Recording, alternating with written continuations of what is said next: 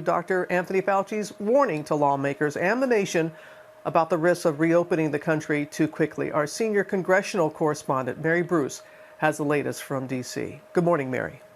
Robin, good morning. Well, the nation's top health experts are now painting a grim picture that is at odds with the message that is coming from the president. Dr. Fauci was questioned for hours, and he had that stark message for these states that are moving to reopen before meeting that recommended threshold, saying opening too soon could harm the economy even further and cost more American lives.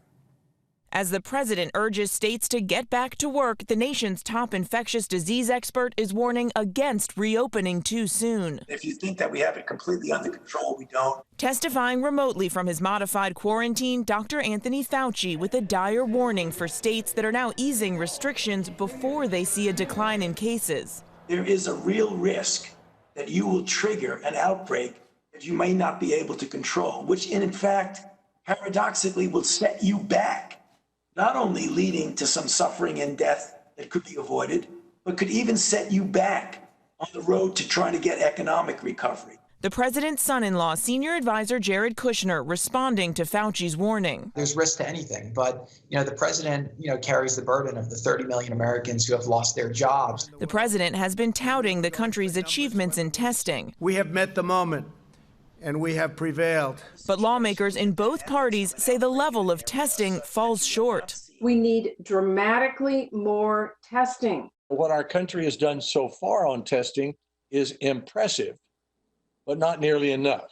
It was a hearing like we've never seen before. Senators teleconferencing as a safety measure, those in the room practicing social distancing. According to the official count, more than 80,000 Americans have now died. But Fauci says the true toll is likely greater. The number is likely higher. I don't know exactly what percent higher, but almost certainly it's higher. And he was blunt about the long road ahead, saying a second wave in the fall is possible. Even if we get better control over the summer months, it is likely that there will be virus somewhere on this planet that will eventually get back to us. As states now weigh the risks with the urgent economic need to open back up, Republican Senator Rand Paul challenged Fauci. We ought to have a little bit of humility in our belief that we know what's best for the economy. And as much as I respect you, Dr. Fauci, I don't think you're the end all. I don't think you're the one person that gets to make a decision. I have never made myself out to be the end all and only voice in this.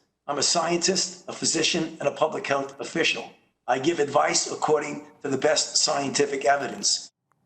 Now, while Rand Paul had that pointed attack, this hearing was not overly political. And in fact, we are now seeing top Republicans coming to Fauci's defense. Representative Liz Cheney tweeting that Fauci is one of the finest public servants we've ever had. He is not a partisan. His only interest is saving lives. She says we need his expertise and his judgment to defeat this virus. Michael. All right. Thank you so much, Mary. Well, hey there, GMA fans. Robin Roberts here. Thanks for checking out our YouTube channel. Lots of great stuff here. So go on, click the subscribe button right over here to get more of awesome videos and content from GMA every day, anytime. We thank you for watching, and we'll see you in the morning on GMA.